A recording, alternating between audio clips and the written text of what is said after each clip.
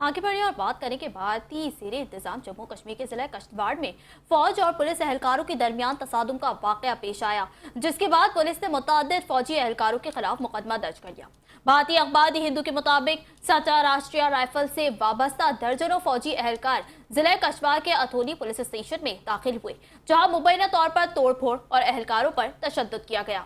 Report के मुताबिक police ने एक एफआईआर दर्ज की है, जिसमें एक मेजर, कमांडिंग ऑफिसर और दीगर फौजी एहलकारों को नामजद किया गया है। एफआईआर में इक़दाम कत्ल, हमले और सरकारी इमलाक को नुकसान पहुंचाने समेत मुख्तलिफ दफात शामिल की गई हैं। पुलिस का मौक़िफ़ है कि हमला पहले से मंसूबा बंदी के तहत किया गया, जबकि फौज की जानिब से इस वाक़े पर बाज़ाब्ता मौक़िफ़ सामने आना बाकी है। ये वाक़या ऐसे वक्त में पेश आया है जब माजी में भी जम्मू कश्मीर में फौज, पुलिस और दीगर सिक्योरिटी इदारों के एहलकारों के दरमियान कशीदगी या तनाज़ात की इत्तलात सामने आती रही हैं।